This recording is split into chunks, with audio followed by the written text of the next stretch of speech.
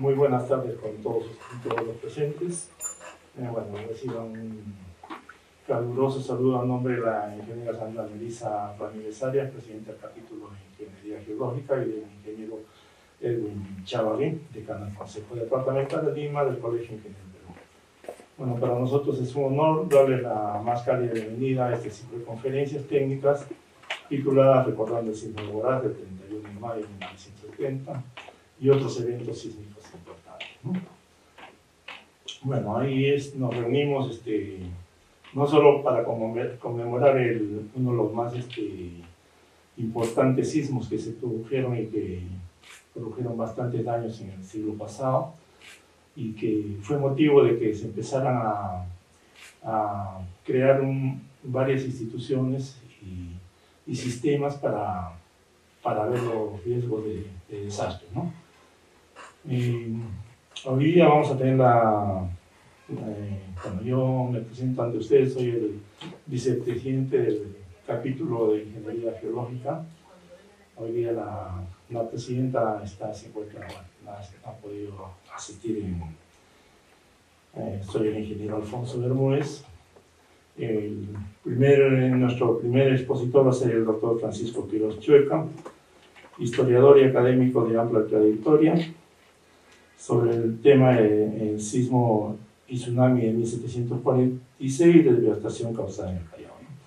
El doctor Francisco Quirós es profesor principal del Departamento de Historia en la Universidad Nacional Mayor de San Marcos, autor del libro, bueno, tiene múltiples libros, bueno, voy a citar solamente uno principal porque tiene relación con la charla, ¿no? Las imágenes del Callao antiguo, en el que también describe la devastación causada por el terremoto y el tsunami de 1746 en el Callao. Ha sido director de la Escuela de Historia y vicedecano de la Facultad de Ciencias Sociales de la Universidad Nacional Mayor de San Marcos entre el año 2007 y el 2012, y presidió el quinto y el noveno Congreso Nacional de Historia en el 2012 y 2020. Obtenía becas de estudios e investigación en Perú, Rusia, España y Estados Unidos, así como premios de instituciones peruanas, a conformar el jurado de premios académicos y el jurado del Premio Nacional de Cultura 2013. Actual presidente de la Asociación Peruana de Historia Económica. Pido un fuerte aplauso para el doctor adelante para su exposición.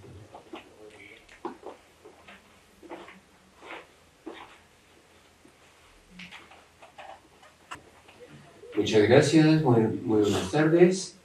Primeramente, estoy muy complacido de estar aquí en el Colegio de Ingenieros Departamental de Lima, y sobre todo porque esto me permite dialogar de una perspectiva interdisciplinaria, ¿no?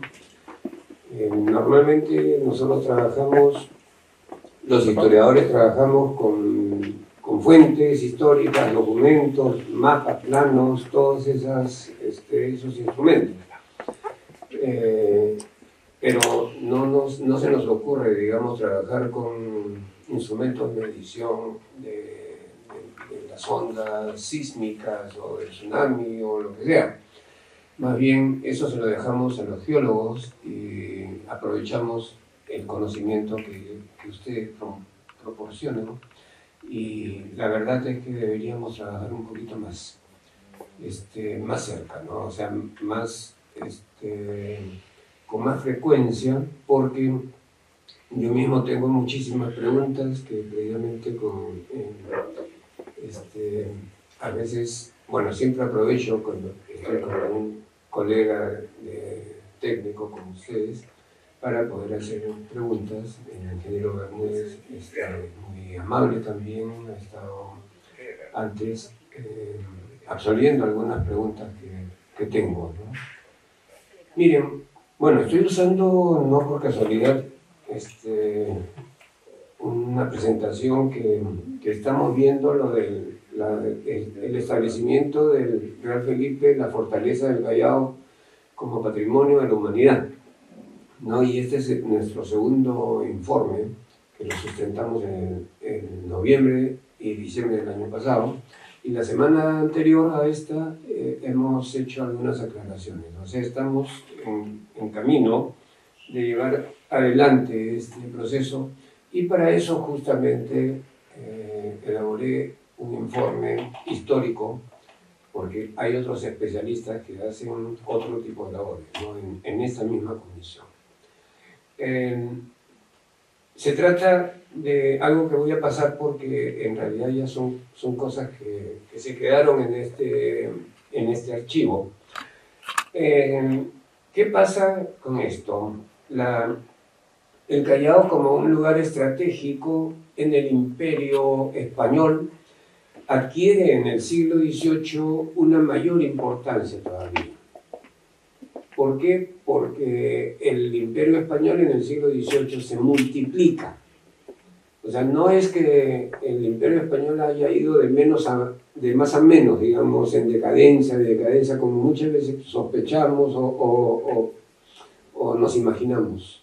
En el siglo XVIII, más bien, el Imperio Español se multiplica y uno de los campos a donde se extiende es precisamente al Pacífico. ¿No? El imperio había sido principalmente un imperio atlántico. Más bien en el siglo XVIII, algo así como que España se acuerda que tiene posesiones también en el Pacífico, entre ellas el Perú y Filipinas, y lo que va a hacer es encadenar mucho más el comercio oriental, el comercio a través de Filipinas con la China, mucho más de lo que antes había tenido. ¿Por qué? Porque la China se perfila en el siglo XVIII como una de las grandes zonas apetecibles para Occidente. Y lo va a hacer. Y esto se los cuento porque el Callao estaba en la mira del Imperio Español. ¿Por qué? Porque tenía una fortaleza destartalada, una fortaleza muy inadecuada, una fortaleza que en realidad era una debilidad. Sobre todo para las nuevas concepciones de la guerra ya en el siglo XVIII. No es que fuera completamente inútil, pero de todas maneras no era lo suficientemente moderna como para soportar un asedio de los que ya podían darse en el siglo XVIII. Era una fortaleza del siglo anterior, que estaba obsoleta. Pero además de eso, literalmente hacía agua la fortaleza. O sea, las bases de la fortaleza, de las murallas, se habían carcomido por el efecto del mar, pero además por un fenómeno que es que no sé si alguien conozca lo que está pasando en estos momentos en Chucuito, en el Callao. ¿Saben? El Chucuito está desapareciendo, literalmente, y a la vista de todos nosotros. Cosa que habíamos advertido hace mucho tiempo, porque la historia nos muestra eso, que es algo que el ingeniero Bermúdez estaba explicando hace un momento, ¿no? Conmigo. Y que yo lo he visto también, que se resuelve en el siglo XVIII, que se va carcomiendo una parte de una bahía que se forma gracias al desvío de las corrientes marinas. Pues la ampliación del puerto del Callao está afectando directamente la zona previa al puerto desde el sur, que es Chucuito. Y entonces está cayéndose al mar así de trozos completos. Y ahorita, hoy he estado ahí precisamente y está cerrado, ya no se puede mirar, pero hasta hace muy poco se podía ver de semana en semana cuánto se había, el daño que se había causado. Eso es lo que pasaba en el Callao en el siglo XVIII. Es decir, aparte de que la fortaleza no era precisamente la más adecuada por las técnicas, tecnologías y sobre todo la ingeniería militar de ese momento, aparte de eso, la misma fortaleza se estaba carcomiendo en sus bases y había que hacer algo. Efectivamente se hizo, pero la opción de España debió ser cambiar la fortaleza. Pero ustedes saben que una cosa es decir, vamos a cambiar la fortaleza, y otra cosa es destruir toda una fortaleza y volver a edificar, ¿no? Es como sacar un edificio para hacer otro en el mismo lugar. Eso es costosísimo y tantas cosas más que por ahí. Así es que esa noche de octubre de 1746, en realidad hubo mucho pesar, muchísima gente murió, se destruyó todo eso, pero probablemente cuando se enteraron en Madrid que se había destruido la fortaleza en el Callao, dijeron, bueno, nos está ahorrando un trabajito, y un trabajote, y nos está ahorrando un montón de recursos. Vamos a hacer una muy buena fortaleza. Veamos qué pasó. Entonces, la fortaleza del Callao completa, en realidad, todo un sistema de defensa que va a tener el Imperio Español en el siglo XVIII. Y esa es de la importancia de la fortaleza que viene a reemplazar lo que había antes. Bueno, vamos a pasar porque estas son explicaciones que hemos hecho a UNESCO para ver todos estos, ¿no? Sobre el colonialismo moderno, que el Callao es parte de todo esto, que es el Callao, la fortaleza del Real Felipe se establece con la tecnología más avanzada para su momento. O sea, se aprovecha para usar, aplicar la ciencia militar más avanzada. Eso es otro discurso. Entonces se crea la fortaleza a partir del maremoto del año 1746. No fue el primer maremoto de la historia del Callao, más bien identificamos 3 grandes maremotos en tiempos coloniales. Uno en 1586, cuando, digamos, el mismísimo virrey, conde de Villar Don Pardo, estaba en el Callao en ese momento en que ocurre el terremoto y el maremoto. Ahora, una cosa muy interesante para mí es que él deja una impresión, porque informa al rey qué cosa es lo que él mismo había experimentado. Y lo que habla es de la fortaleza del remesón, pero también dice que todos empezaron a correr porque se corrió primero la voz de que el mar venía. El mar venía y él se retira unos 400 pies, que creo que son como 270 metros o algo por el estilo. Y ahí se salva. No sé, y por eso me pregunto, y por eso la consulta, en ese caso es otro maremoto-terremoto, correr 200 o 300 o 400 metros, ¿en qué medida te puede permitir salvarte de un maremoto? Ya, entonces, mi conclusión preliminar es que en realidad no entró mucho, porque esa zona es totalmente llana, no tiene, o sea, 400 metros desde Chucuito, con las justas llegas a donde está hoy día el Real Felipe del Callao. ¿Ya? Ahí nomás. Entonces, esa zona es completamente llana, no hay obstáculos como para que en un verdadero terremoto, o un terremoto mucho más de otras características, pudiese hacer un mayor daño, ¿no? Y el maremoto ahí sí hizo mucho daño además, porque no había murallas en ese momento. Más bien casi 100 años después, o mejor dicho 100 años después, en 1687, otro enorme terremoto es seguido por un maremoto. Ahí hay también una descripción de un notario que también estuvo en el Callao y salvó la vida. Entonces la pregunta también es, o sea, porque describe hasta dónde llegó el mar y pasó más o menos unos 500 metros, contados desde el mismo sitio, ¿no? Del centro del anterior Callao. ¿Qué cosa pasa en el terremoto, maremoto siguiente? ¿No? Mejores puertos naturales, etc. Aquí la Rosa de los Vientos, creo que así se llama, ¿no? Nos está mostrando en realidad no un norte-sur, sino que está inclinado.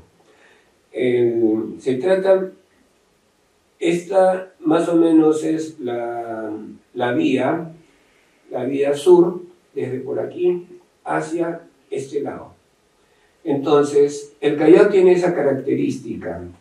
Las dos islas, la isla San Lorenzo y la isla del Muerto o isla del Frontón, son las que protegen el Callao, la bahía. Este es el boquerón, por donde también se pasan los barcos, pero ya no los más grandes. Ahora, el tema aquí está en que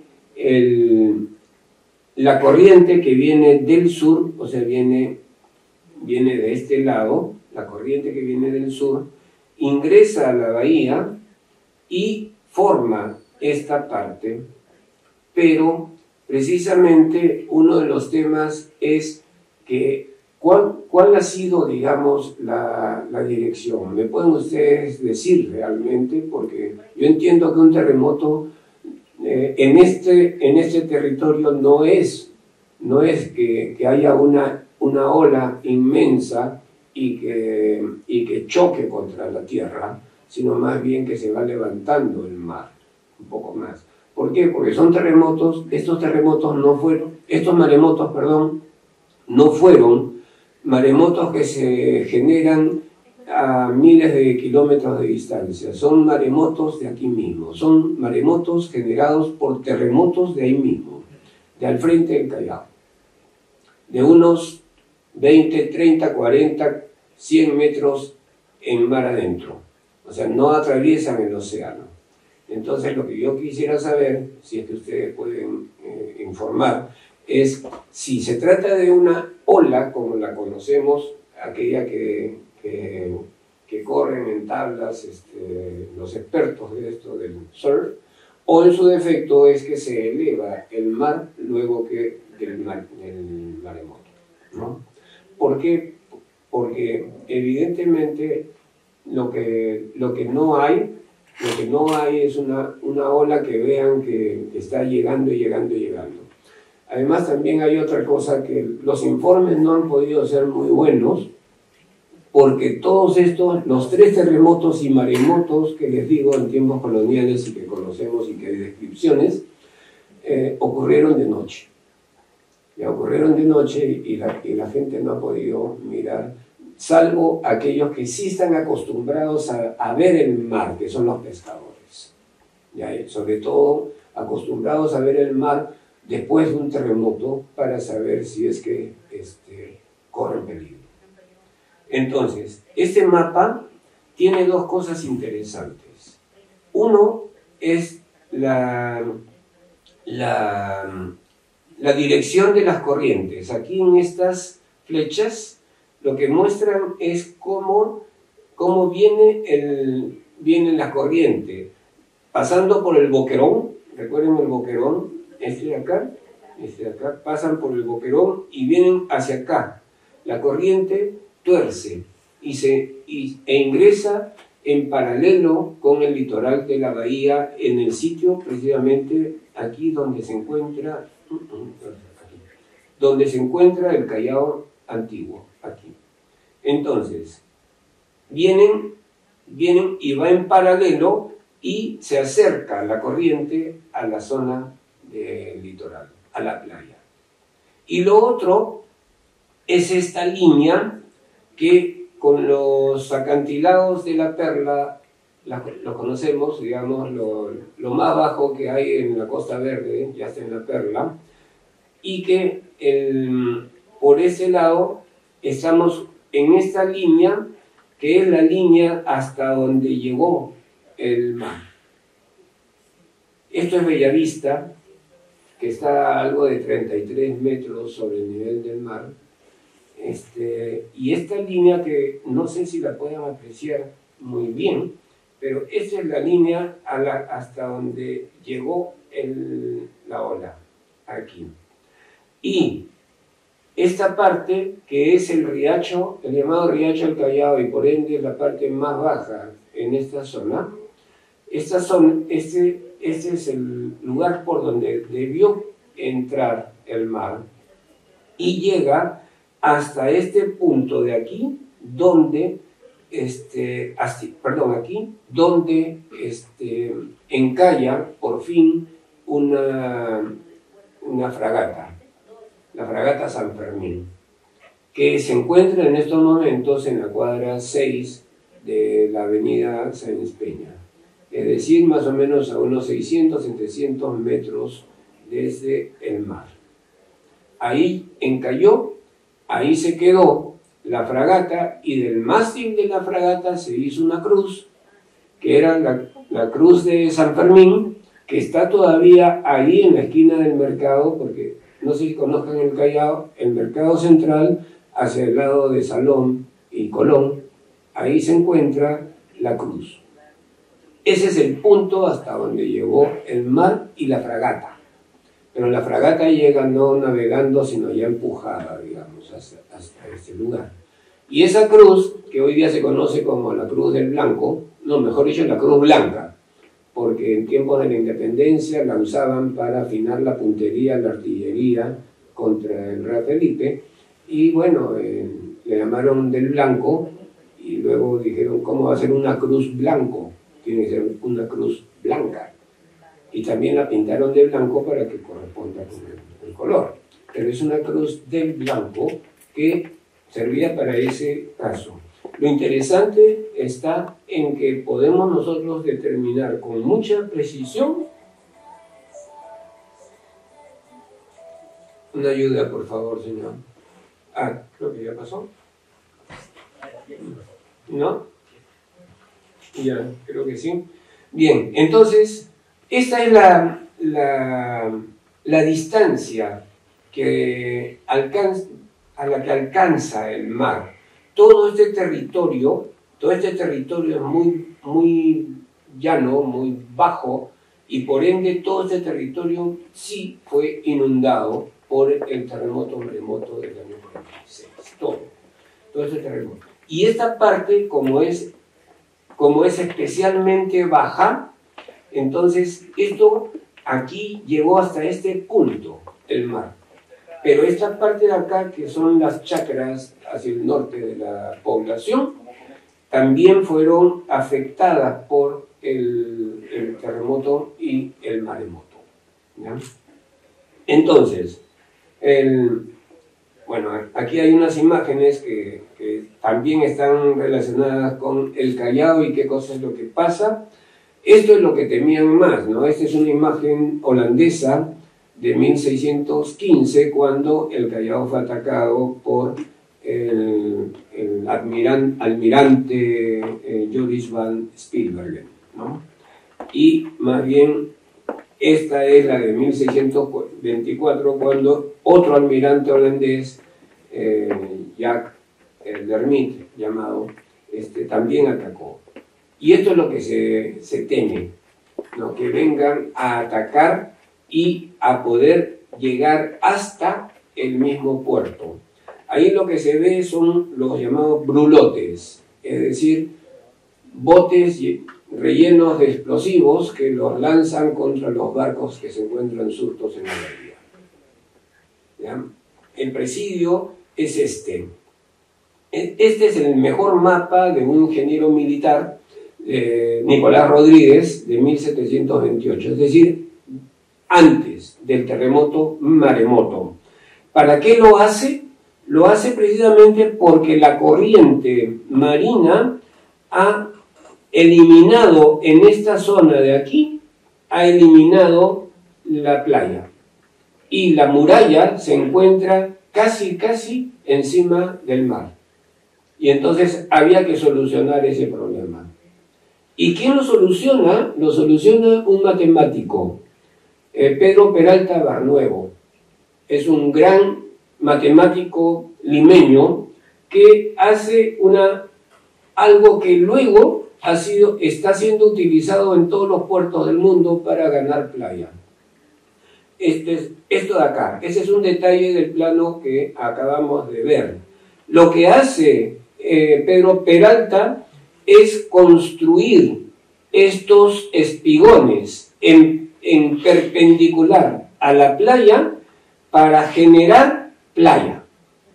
Y lo que se hace es esto de acá, todo esto de acá, lo que muestra este plano es la playa que se ha creado gracias a estas estructuras que generó no ingeniero, sino matemático y hasta poeta, pero que era erudito en muchas de las ciencias de ese entonces.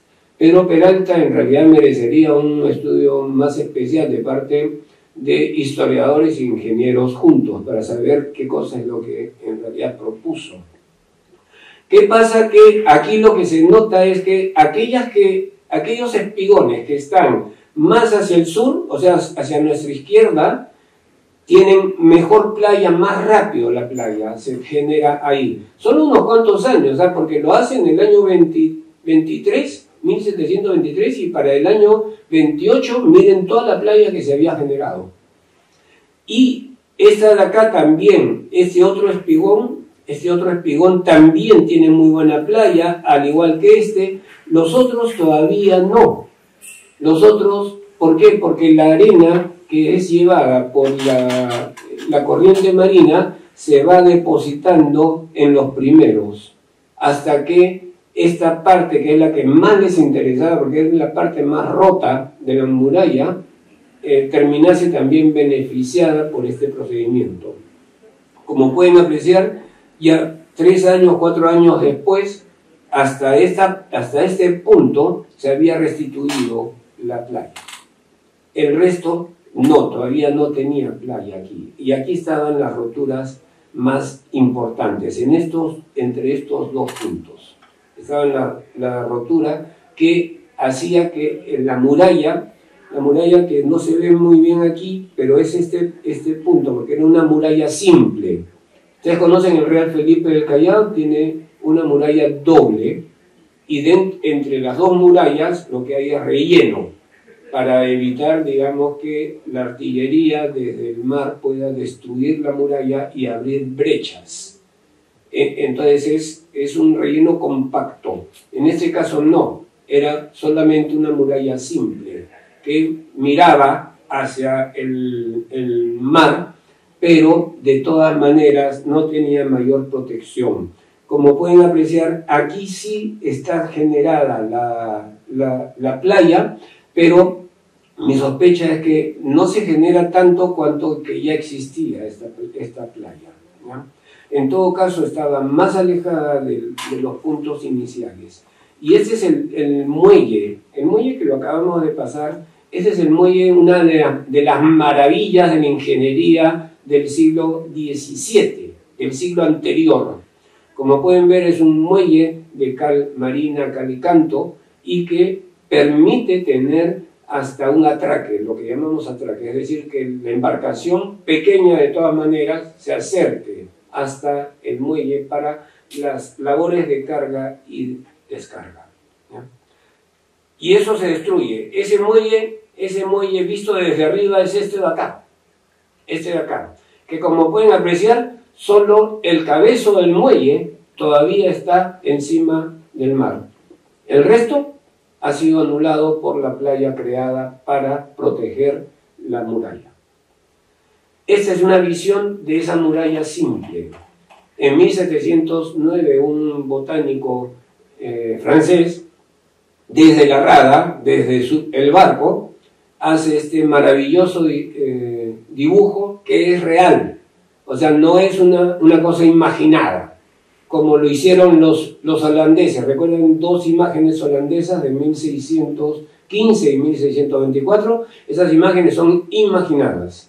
Recuerden, para que vean así, miren, esta de acá, las casas que pueden apreciar ahí, seguramente son casas holandesas.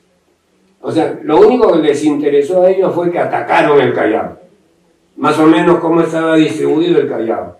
Pero este y este de acá nos hacen un pueblo, un puerto europeo, no europeo además, ni siquiera de otras partes de Europa. ¿Ya? Entonces, esta es una imagen estupenda. Esto es Bellavista, como fue diseñada para soportar ¿por qué? Porque a Bellavista no llegó el mar. A ese kilómetro de distancia y a 33 metros sobre el nivel del mar no llegó el maremoto. Así es que ahí se crea el pueblo nuevo para estar protegido de nuevas catástrofes, ¿no? Entonces, aquí estamos hablando de otros puertos. Este es el nuevo Callao después del terremoto maremoto. Bellavista, además, aquí está. Bellavista es este punto de aquí y el Real Felipe en el territorio que desde aquí hasta aquí había sido la antigua fortaleza. Ahora el Real Felipe se genera en una zona más elevada y además rellena para nivelar a un nivel mayor. Por eso es que el Real Felipe aparece en una zona más prominente de la bahía, del istmo, de la península, ¿no? Pero esta parte sigue siendo la parte baja donde la gente vuelve a poblar. Los comerciantes lograron volver a ubicarse aquí, porque la idea era que todo el mundo viviese aquí en Bellavista. Pero ustedes saben, los comerciantes son poderosos y lo hicieron, lo lograron.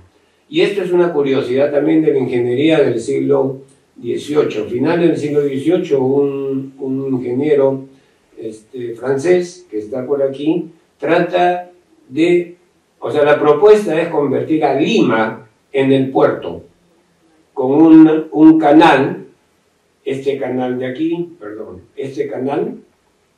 con esclusas hasta Lima. Ya se imaginan ustedes por qué no se realizó esto, ¿no es cierto? Tan caro, los 154 o 53 metros de altura que tiene Lima, en 12 o 14 kilómetros de distancia, es bastante difícil de superar, por más esclusas que pongas. Porque además tenía que alimentarse con el agua del río Rímac, es decir, agua que entra ahí ya se pierde en el mar, no es como en otros lados donde puede haber un bombeo para poder utilizar la misma agua, ¿no? Esto precisamente para evitar que ahora no solo maremotos se destruyan el Callao, sino también un ataque de los enemigos de España puedan destruir el Callao, y más bien que el comercio esté y Lima esté más protegida. Este es el nuevo Callao, ya rehecho en la playa, porque esta parte la llaman la playa, y como pueden observar, está absolutamente expuesta esta playa a nuevas incursiones del mar. Esto es el Real Felipe convertido en aduana en el siglo XIX, y este es el final, ¿ya? Más bien, muchas gracias, y me gustaría tener preguntas de ustedes, a ver si podemos conversar.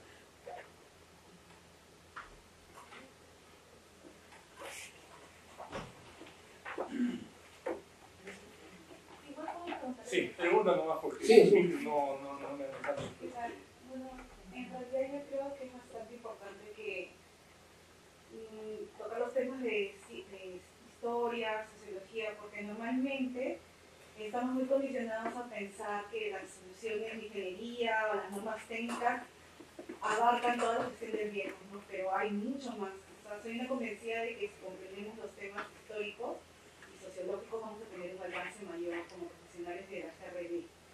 Ahí yo quería consultar, ¿cómo cree usted que influyen estos eventos en nuestra sociedad? O sea, ¿realmente cree que un evento histórico influye mucho para que la sociedad limeña tenga una percepción del riesgo o es algo que ya hemos olvidado y realmente no le damos tanta importancia? Bien, muchas gracias. Yo creo que mal hacemos, no sé si ustedes también, pero mal hacemos en seguir llamando desastres naturales a todo esto, ¿no? Muy mal. Creo que hasta oficialmente se denominan desastres naturales. Y eso le quita la responsabilidad que tenemos nosotros, todos, en estos eventos. ¿Por qué? Porque los desastres no son naturales, sino son simplemente fenómenos naturales que el hombre los transforma en desastres. Les decía que el Callao destruido se reconstruye en el mismo sitio 3 veces. 3 veces. Es decir, no aprendimos ninguna lección en tiempos coloniales. Acabo de terminar un texto previamente donde hablo de la resiliencia del Callao. O sea, lo que veo es que sí existen programas para evitar que los problemas causados por el mar, los terremotos, pero también por otros fenómenos como la falta de agua, por ejemplo, en el Callao, y enfermedades, puedan volver a producirse, volviendo, digamos, a afectar a la población. Y sin embargo, es la misma población la que infringe las normas y vuelve a colocarse ahí donde, en el camino del mar, por ejemplo, en el camino del agua, en el camino de los vientos, en el camino de las enfermedades. Y ese es uno de los temas. Yo creo que la historia tiene muchísimas lecciones. Hay que volver a manejarlas. Cuando saqué mi primer libro y en ENAPU, todavía estaba ENAPU en ese entonces, la gente de riesgos me dice, no puede ser. Entonces me invitó a una charla para explicar bien cómo era eso, hasta dónde había llegado el mar, etcétera, etcétera. ¿Por qué? Porque no tenían idea de qué cosa había sucedido. O sea, todo el mundo habla del terremoto, maremoto de tal fecha o tal otra, pero lo que no sabían era por qué había ocasionado tal estrago. Y sobre todo les interesaba saber si con el terminal marítimo el litoral estaba más protegido. Y yo creo que sí. Yo creo que sí, porque un terremoto, maremoto tan grande como los anteriores fue el de 1940, el de mayo 1940. Y ese terremoto, maremoto, en realidad, el maremoto se convierte en un maretazo.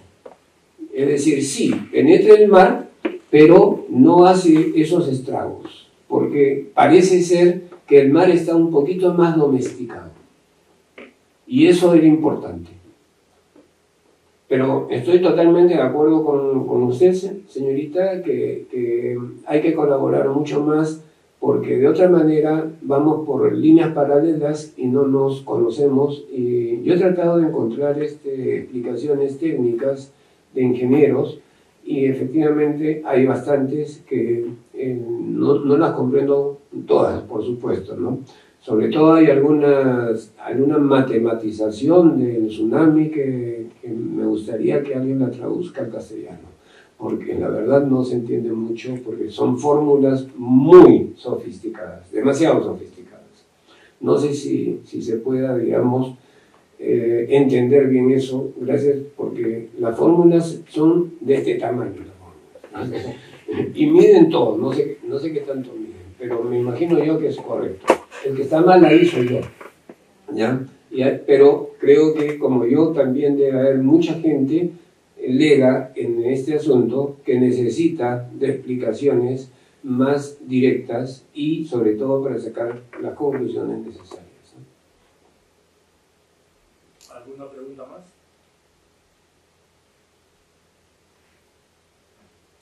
Muchas gracias más bien por la pregunta y por la atención, ¿no? Y la invitación, ¿cierto?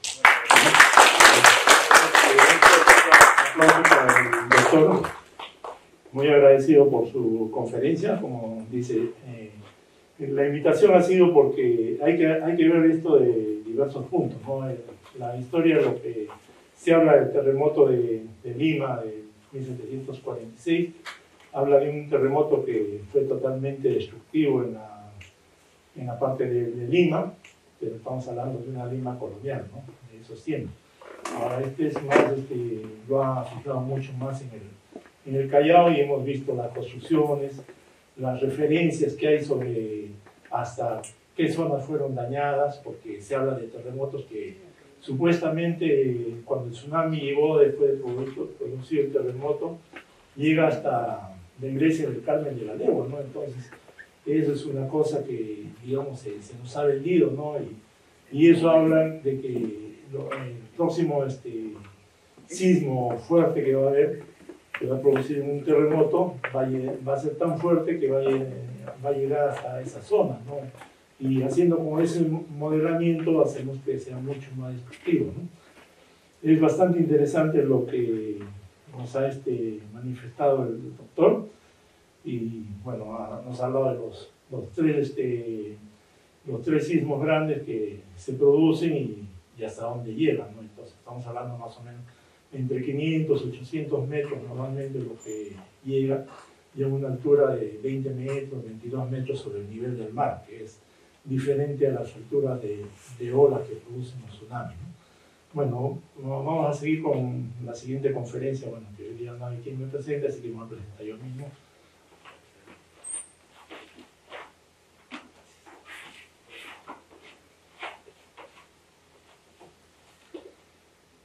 Bueno, yo soy, bueno, ya dije, el ingeniero Alfonso Bermúdez Sokolic, ingeniero geólogo con estudio de maestrías en geología, mención geotecnia en San Marcos, geotecnia y geomecánica aplicada en minería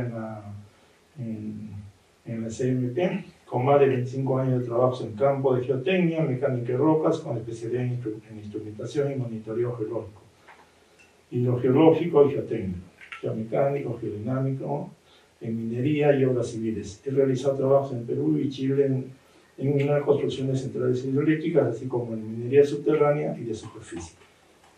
He realizado estudios para la construcción de diques, presas, bueno, y túneles, galerías. Actualmente trabajo en Geotecap Ingenieros, SAC, y soy actualmente vicepresidente del capítulo de Ingenieros Geólogos del Colegio de Ingenieros del Perú. Mi tema el día de hoy va a ser el efecto de los sismos como desencadenantes de procesos geológicos y de destrucción, ¿no? Voy a hacer ese es un trabajo más observacional, ¿no? de los sismos y de experiencias, ¿no? de que muchas personas que han vivido los sismos manifiestan, ¿no? Voy a hacer alguna parte de lo principal, ¿no? Y está enfocado principalmente a los efectos de los sismos, ¿no? Porque muchas veces el sismo no es el que mata, sino lo que mata son digamos, las construcciones y los procesos que se producen a partir de los sismos, ¿no? Produciendo, por ejemplo, deslizamientos, aludes, avalanchas. Bueno, la visión de los sismos, así como vemos en la presentación del doctor, que lo que tenemos son imágenes que han sido dibujos de ese tiempo, que es interesante saber, ¿no? Qué es lo que había en esos tiempos, ¿no? O sea, cómo era la conformación de la ciudad, de la defensa, ¿no? Acá he tomado, y ahora, bueno, el siglo pasado, lo que mayormente tenemos son fotografías, ¿no?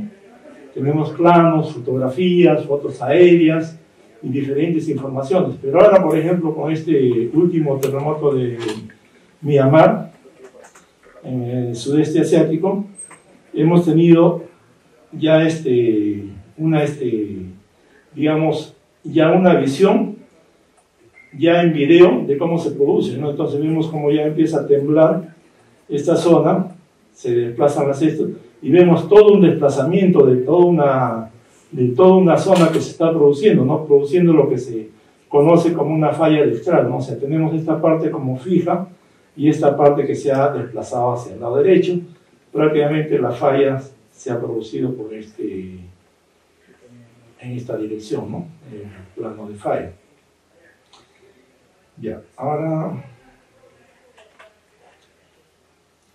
hacemos una vista, o sea, la vista de arriba es la antes del sismo y este es posterior al sismo, ¿no? Entonces vamos a ver cuál es la diferencia, ¿no? Acá, por ejemplo, tenemos un poste de iluminación y acá lo tenemos que ya se ha pegado a esta pared, ¿no? Casi está cubierto. Acá tenemos una torre de alta tensión con sus respectivos cables que acá por el esfuerzo ya se ha partido y se ha doblado, ¿no?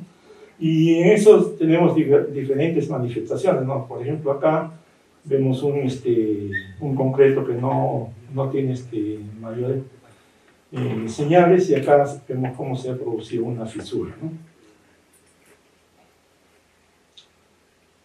Entonces este es un terremoto que se produce entre la placa la placa de la India y del sureste asiático de la zona de Myanmar, ¿no? Entonces acá tenemos las zonas donde son las fallas, entre la falla principal y la falla en el desplazamiento que es dextral, ¿no? De superficie. Acá tenemos que este signo, bueno, durante el siglo anterior tenemos diferentes sismos que se produjeron de magnitudes mayores a 7, ¿no? A lo largo de esta falla. ¿Ya? Entonces tenemos un tramo que se movió en 1931 de 7.6, en 1946 de 7.3, en 1946 también otro sismo de 7.7, en 1956 un sismo de 7.1 y el último sismo del 2025 que rompe entre esta parte y esta parte con, digamos, un rosado que produce la rotura de esta zona, ¿no? Y tenemos una zona que no ha tenido sismos que se recuerden del año del siglo XIX, del siglo XX, del siglo pasado, ¿no? Y ahí nuevamente se tienen los sismos que se han producido en 1930 de 7.3 y de 1930 de 7.2, ¿no? Entonces tenemos diferentes desplazamientos que han sufrido esta falla, produciendo sismos bastante superficiales, ¿no? Bueno, entonces tenemos que el peligro sísmico es el fenómeno por el cual se produce movimiento oscilatorio del suelo, puede ser debido a condiciones geológicas, causas humanas u otras, ¿no? O sea, hay bastantes causas que pueden llegar a producir sismos, volcanes, puede ser hasta un asteroide que choca con la Tierra, ¿no? Hay diversos. Y de formas humanas ahora tenemos ya sismos que se pueden producir hasta por minas muy profundas que se excavan, ¿no? Lo cual puede constituir un riesgo para las construcciones efectuadas, así como para la geomorfología, ¿no? El impacto sísmico es, digamos, la respuesta estructural de las construcciones durante los terremotos. Puede llevar al desastre, que es el colapso de las construcciones, como a impactos ambientales, como fenómenos geodinámicos, sean aluviones, caída de rocas, deslizamientos, saludes, etc. Comprender y evaluar con precisión el impacto de los sismos es fundamental para diseñar infraestructuras resilientes y mitigar el riesgo sísmico, ¿no? Acá tenemos recordando, bueno, este terremoto de 1970, que por su cantidad de víctimas que produce es uno de los más importantes que se recuerda y cambia bastante digamos, la forma de pensar y digamos, de enfrentar, ¿no? Se empiezan a crear diferentes instituciones para ver cómo mitigar los efectos de los sismos, ¿no? Dentro del terremoto de 1970 lo que se produce es digamos, la desaparición de Yungay, ¿no? Entonces Yungay tenemos ahí que el Huascarán, lo tenemos al fondo, tiene una altura máxima de 6.768 metros sobre el nivel del mar y Yungay 2.458, ¿no? Más de 3.000 metros de diferencia, digamos, entre la cumbre y la plaza de armas de Yungay, donde vemos la plaza de armas con las palmeras y la iglesia principal, ¿no? Acá tenemos una foto donde se ve una avalancha de nieve, ¿no?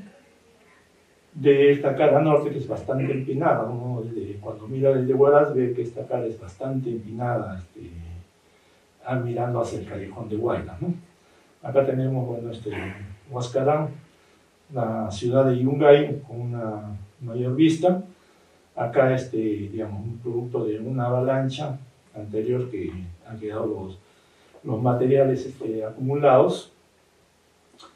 Y acá tenemos que, digamos, tenemos la Cordillera Blanca, por lo que es denominada por los nevados, y una separación de toda esta zona de morrena, ¿no? que forman como, digamos, una parte más alta que supuestamente defendía Yungay, ¿no? Porque acá pasa la quebrada de la Raílca, ¿no? Entonces acá tenemos una foto aérea tomada de cuando ya pasaba el terremoto, donde donde se ve la zona de la fuente de la avalancha, toda la zona de cicatriz, toda la zona que, digamos, se desplaza entre hielo y rocas, en Nevado del Huascarán, las lagunas de Yanganuco, ¿no? Que hasta ahora algunos todavía indican que el glaciar cayó sobre Yanganuco y de ahí se produjo la avalancha, ¿no? Y acá tenemos completamente entera la laguna, y de la parte norte sí se vislumbra cómo se desprendió el glaciar, ¿no? Bueno, acá tenemos un poco la forma en que se desplazó la avalancha, que después se convierte en un alud, porque ya va tomando todos los materiales que van llevando a su paso, ¿no? Rocas y ya no solamente hielo, ¿no? Entonces acá hace una primera distribución en una forma de cono, porque acá esto forma como un dique, ¿no? Acá hay una diferencia, ¿no? Estos son materiales de morrenas y acá está ahorita el macizo rocoso, ¿no? Entonces de ahí, una vez que llena esta parte de acá de materiales, rebalsa por esta quebrada, ¿no? Y pasa el flujo principal hacia la zona de Ranraílca, ¿no? Donde la población de Ranraílca estaba ubicada a este costado, ¿no? O sea, fue parcialmente destruida, ¿no? Y la otra parte, una pequeña, digamos, parte esta vez pasa hacia el lado de Yungay, ¿no? Y acá está el poblado de Yungay, donde se divide el flujo y los materiales de los detritos, el lajar que se va depositando, se divide en diferentes flujos, ¿no? Esta es una vista que entiendo fue tomada desde la Cordillera Negra, ¿no? Esta es la zona digamos, de toda la zona que se ha desplazado, la zona de desprendimiento, la zona de canal, digamos, donde va conduciendo, una primera zona de distribución, y después en la zona donde la avalancha, la luz de lodo, piedras, árboles, rocas, va pasando, ¿no? Tenemos primero que cierra toda esta parte del valle. Acá ha caído sobre la parte de Yungay. Acá represa el río Santa, ¿no? Entonces acá tenemos en una forma de una foto aérea más, una ortofoto, donde se ve, digamos, más claramente la zona de Ranraílca que queda, como toda esta zona blanquecina es lo que marca la zona que hasta lo que llega el alud que cae desde el Huascarán, ¿no? Entonces esto marca la zona de máximo nivel que llegó los materiales que se vienen desplazando, pero luego estos, como por la propia mecánica, se van solamente acumulando en la parte del fondo de la quebrada, ¿no? Bueno, acá tenemos una vista de Yungay, donde tenemos el cementerio con el Cristo que miraba a Yungay. El cementerio que por algunas notas dice que esto fue construido por los incas, pre-incas, que debe haber tenido unos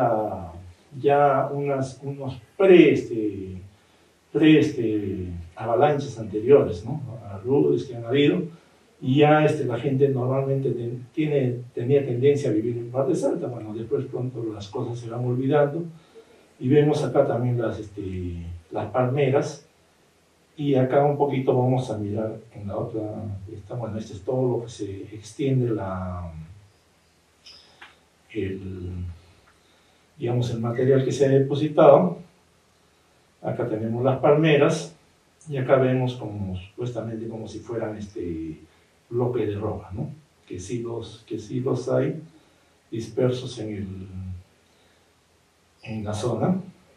Vemos, digamos, una vista muy posterior, donde vemos que esta es los restos que quedan de la iglesia principal de Yungay, ¿no? Que fue, bueno, construido con cal y canto, como es lo que era la costumbre.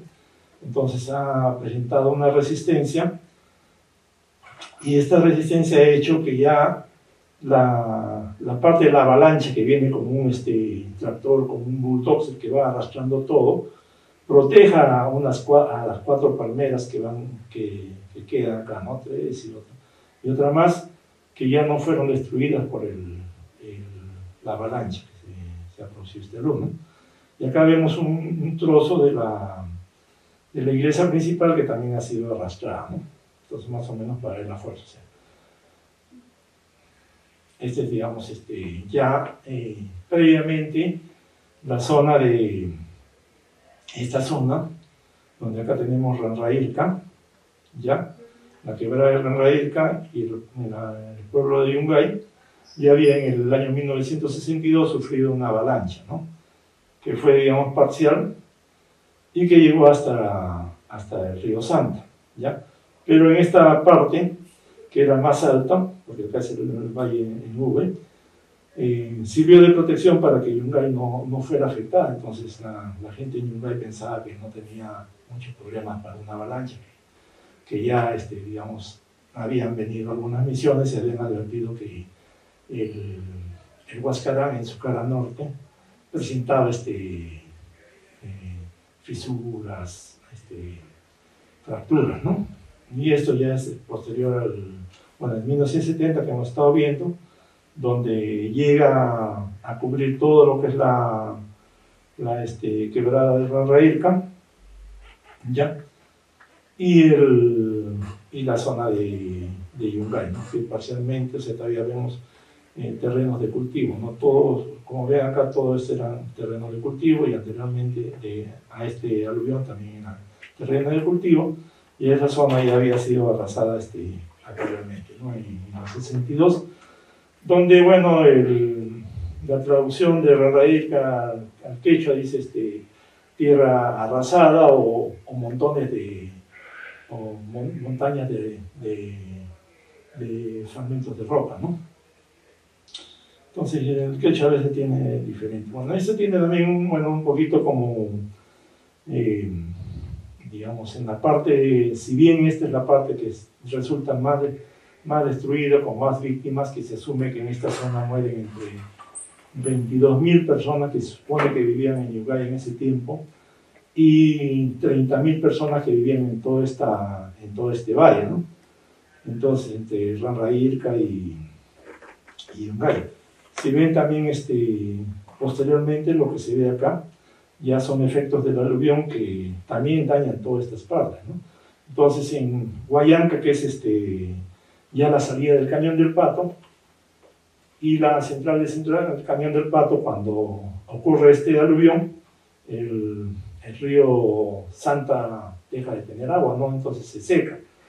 En el Cañón del Pato, que era la segunda central más importante del Perú, el tomero toma la decisión de cerrar las compuertas que llevan por el túnel de aducción hacia la casa de máquinas, y abre las compuertas de debajo de la presa del Cañón del Pato, que cuando vino, o sea, se rompió este dique natural que se había formado, vino un aluvión que pasó por todo el Cañón del Pato, entró a los túneles que se habían construido para el ferrocarril, y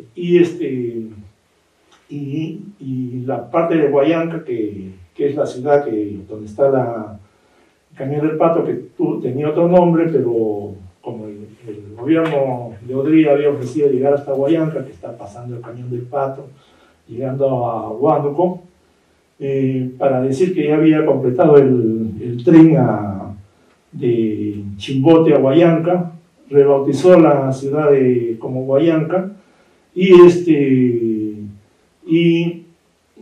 esta ciudad, la gente, bueno, cuando vio que el río, después del terremoto, la polvadera, vio que había el río no tenía agua, optó por subir a los cerros, ¿no? Y cuando vino digamos, el aluvión ya, pero de la rotura del dique, ven como el río que se forma, gigantesco, gigantesco aluvión, trae cadáveres, ¿no? de personas, trae de animales que vienen flotando junto con árboles, rocas, que ha pasado toda esta zona, ¿no? Bueno, digamos, el mayor daño que sufre esta zona en la cuestión de muertos, ¿no? De fallecidos. O sea, de este sismo, que se estima entre 60.000 y 80.000 fallecidos, prácticamente en esta zona mueren entre 20.000 y 30.000 personas, ¿no? Por eso es uno de los más recordados. Ahora se ha hecho, digamos, un camposanto, pero ya la gente ya que fue, digamos, reubicada en una zona más alta, que es esta de acá, que está más arriba de lo que fue parte del estadio que no lo topó el aluvión, y donde estaba el circo Berolina, ¿ya? Sobre esta parte izquierda se ha hecho la ciudad de Yungay, pero ya empezó a avanzar hacia la zona del aluvión, ¿no? O sea, y Ranraírca, que digamos ahora está totalmente ya nuevamente poblado, la ciudad sigue estando, digamos, hacia esta parte, pero ya en la carretera ya la gente empezó a vivir, hay bastantes viviendas, bueno, no sé, seguimos sin aprender algunas cosas. Y de ahí vemos al Huaral, digamos, que es la otra zona que es la más afectada, ¿no?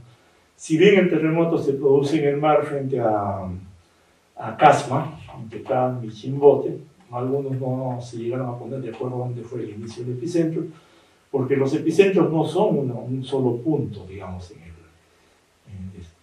entonces los epicentros varían, y, o sea, según va yendo el sismo, los epicentros se van desplazando, ¿no?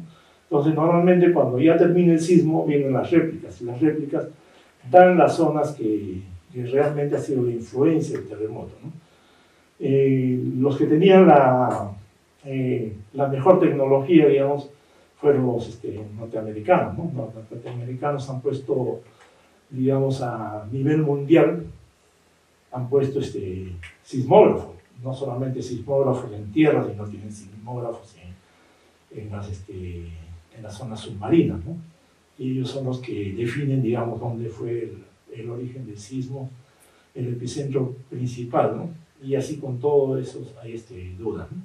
Bueno, tenemos el sismo de Huaraz, que es la segunda zona más afectada, porque este es un sismo de gran magnitud que afecta a la zona de Chimbote, la zona de Casma, Guarmey, Huánuco, en el departamento de Huánuco, y en el departamento de San Martín, también con efectos en Lima y la Libertad, ¿no? Entonces acá vemos, digamos, las características. Bueno, la foto está, porque acá vemos las características, ¿no? de las casas, ¿no? Tenemos unas calles bastante estrechas, techos de tejas, que son bastante pesados, casas de adobe, de construcciones de adobe, intercalados con construcciones ya de concreto, digamos, ¿no? O sea, tenemos una casa de concreto, con voladizo de concreto, y casas ya con techos de calamina, que ya han ido digamos, disminuyendo el peso de los techos, que es el mayor problema, ¿no? Con terremotos, por ejemplo, en el de Kobe, que había una ciudad muy antigua, que eran en Japón, se observó que digamos, las casas eran prácticamente de madera, que tenían techos muy pesados, que eran de tejas, y esos son los que se vinieron abajo, ¿no? Entonces, hay mucho el efecto entre el peso que se pone en las partes superiores en relación a la robustez de las zonas inferiores, ¿no? Entonces, bueno, esto es para ver, pero este mismo panorama existía en Recuay, ¿no? Entonces acá tenemos a Huaraz, que está hacia la margen derecha del río, y Recuay está aguas arriba, hacia la margen izquierda. Están en dos posiciones diferentes, ¿no? Sin embargo, acá en Huaraz tenemos una gran destrucción. O sea, porque estas casas de adobe que vemos acá colapsan. O sea, mucha gente con el terremoto sale a la calle, ¿no? Y salen a veces hasta de estas casas que ya están construidas con ladrillo, ¿no? Acá vemos, bueno, el tipo de ladrillo en cabeza, ¿no? Se usa albañilería confinada, que es columnas, ¿ya? Pero se mantienen dentro de la... Entonces cae bastante los adobes y los carrizos que forman el techo, todo, ¿no? Y acá vemos, por ejemplo, también que, digamos, la iglesia principal de Huaraz, acá las casas que se han, digamos, inclinado, ¿no? Están, digamos, inclinadas. Y, digamos, en esta parte que es más ancha, vemos, digamos, que ha cubierto ciertas partes nomás ciertas partes de la calle bloqueada, ¿no? Cosa que no es en las principales. Vemos una mayor destrucción, o sea, mucha gente salió de sus casas y las casas de adobe se vinieron abajo y mató a mucha gente sismo, ¿no? Acá también tenemos igual, ¿no? O sea, construcciones ya de material noble que resistieron y construcciones de adobe que se vinieron abajo, ¿no? Parte de la iglesia principal también que había colapsado, ¿no? Acá vemos la destrucción de Huaraz, ¿no? Acá vemos, si vemos también hay que notar un poquito, ¿no? Las calles también se nota como ya, o sea, ciertos hundimientos, ciertas deformaciones que ha sufrido el suelo, ¿no? Entonces algunas construcciones quedan de pie, pero la mayor parte han sido destruidas. Entonces, acá hay un condicionante, digamos, ¿no? Vamos a ver, que es que pasó en esta zona de Huaraz, que es la amplificación de ondas sísmicas, ¿no? En el año 70 no se tenía una red sismográfica muy prolífica, ¿no? Digamos, teníamos en la parte de Lima, algunas ciudades como Arequipa y unas ciudades mayores, ¿no? Entonces hay un fenómeno que se llama amplificación de ondas sísmicas. Es el fenómeno por el cual se produce la modificación del movimiento sísmico del suelo debido a condiciones del subsuelo. Tiene una influencia significativa en la respuesta estructural durante los terremotos.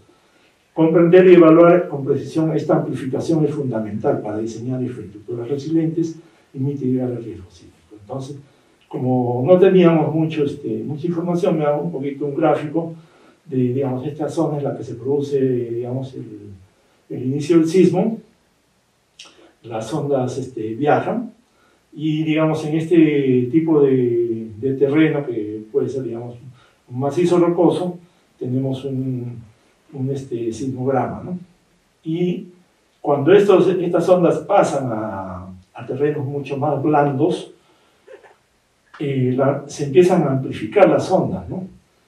Entonces, esto ya produce un efecto diferente. O sea, una cosa es pasar un sismo acá sobre el macizo rocoso y otra cosa es pasar digamos, en una parte sobre suelos blandos, por ejemplo, ¿no?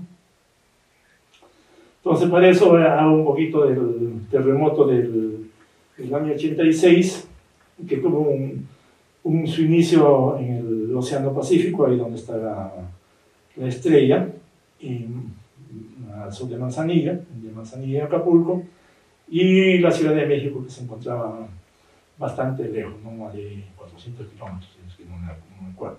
Entonces tenemos los sismogramas en la zona del epicentro, casi no se, la vibración es bastante pequeña, el sector de suelo firme, ¿no? O sea, dentro de México hay una zona que es de suelos blandos, porque como dice la canción, México es una laguna, ¿no? Y mucho de la parte principal de la ciudad está construido sobre esta laguna desecada, ¿no? Donde vivían los aztecas.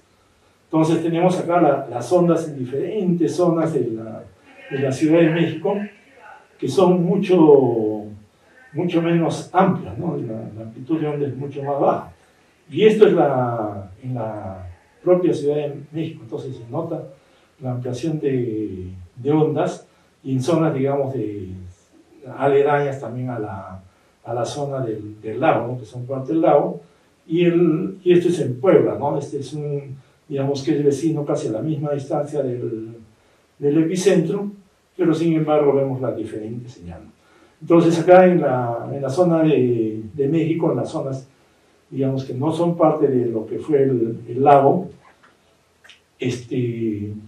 para ellos fue un sismo, digamos, común, ¿no? O sea, era un temblor, salieron de sus casas, tuvieron tiempo, salieron y no fue mayor, volvieron a las casas y estaban, digamos, prácticamente sin mayores daños, ¿no? O daños menores o caídas, ¿no? Pero en la Ciudad de México, los edificios de cierta altura se vinieron abajo, la mayor parte, ¿no? Y es por esta amplificación, ¿no? Y eso un poquito llevándolo a la zona de Huaraz, que también tiene un problema similar, ¿no? Huaraz, en Huaraz desembocan con 5 quebradas principales que vienen de los glaciares de la Cordillera Blanca. Entonces los materiales sobre los que está formado Huaraz son de avalanchas.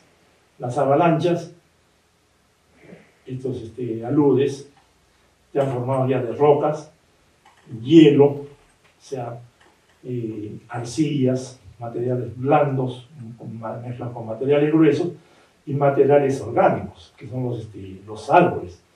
Y sabemos que los árboles, cuando ya degradan, se convierten en materiales muy malos, ¿no? Entonces estaba ubicado sobre un material muy malo. Además, la ciudad de Huaraz, cuando fueron los geólogos a mirar, encontraron que la napa freática estaba muy alta. O sea, la ciudad tenía el agua subterránea muy a nivel casi del piso. Entonces, cuando fueron a ver, habían hecho una construcción de una laguna aguas arriba para, digamos, para una zona de recreo paisajística, que aparentemente ayudó a que el nivel freático aumentara, ¿no? Fuera de la calidad del mismo suelo. Entonces eso provocó que este suelo tuviera un tipo de licuación, un tipo de ampliación de ondas que produjo un mayor daño a la ciudad, ¿no? Cosa que es diferente a Recuay, que está pegado hacia la Cordillera Negra, apoyado sobre material que es de la Cordillera Negra, que no siendo el mismo tipo de construcción no sufre tantos daños, ¿no? Entonces hay mucho la importancia sobre qué se construye, ¿no? Bueno, es más o menos para pensar más o menos, recordarnos cuáles son estos tipos de suelos que son muy blandos, ¿no? Acá vemos que si bien las construcciones, la mayor parte no han colapsado, la mayor parte se han inclinado, el piso prácticamente se ha producido rajaduras, fisuras, y acá tenemos más o menos que esto se ha hundido, ¿no? O sea, el suelo no es muy consistente y por un fenómeno de licuación se empieza a hundir el piso. Acá vemos inclinaciones, acá vemos algo más importante, ¿no? La rotación de este edificio, ¿no? Que acá está su fachada, ha girado, ¿no? Bueno, es el mismo edificio, mirado que ha girado hacia esto. Acá vemos, por ejemplo, ya que puede ser un indicador, tenemos que hay lo que queda de una laguna, ¿no? Entonces, posiblemente esto esté construido sobre materiales blandos, ¿no? de producto de sedimentación de la laguna, ¿no?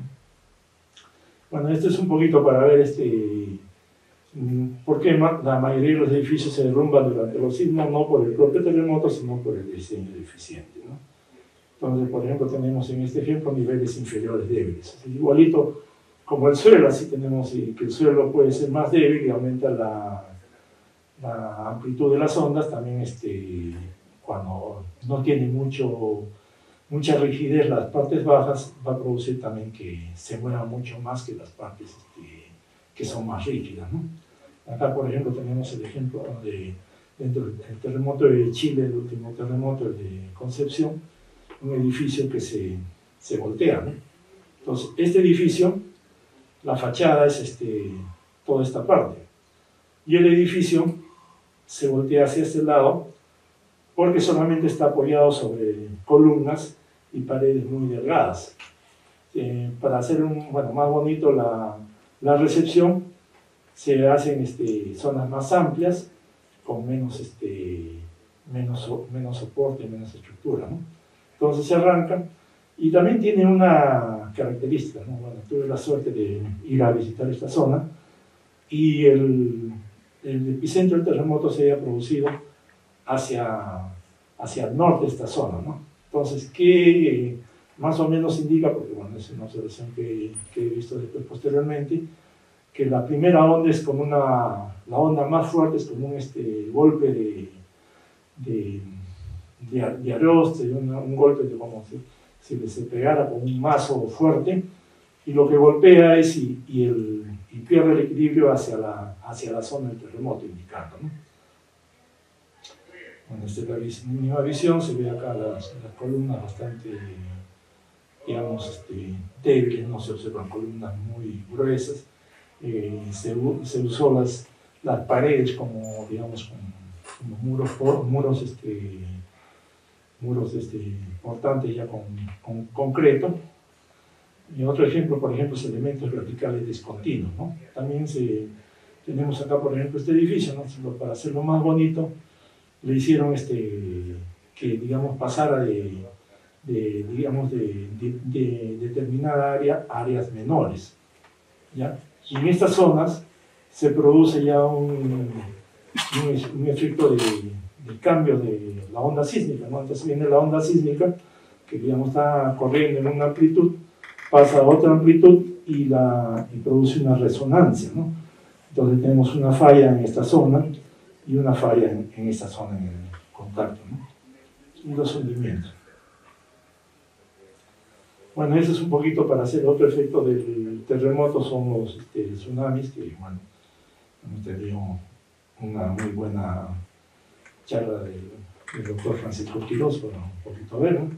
Entonces tenemos acá digamos, en este tsunami que se produce en 2011 posterior al terremoto, donde se tiene una inundación de 561 kilómetros cuadrados con una altura máxima alcanzada de 40 metros. Estos 40 metros hay que ponerlos un poquito entre comillas, ¿no? 18.549 fallecidos, con el 3% de la población de esa zona de inundación. 120.000 edificios destruidos, pérdidas económicas por 25 trillones de yenes japoneses. El presupuesto anual era 250 billones de dólares. Bueno, en esto, por ejemplo, este es el maremoto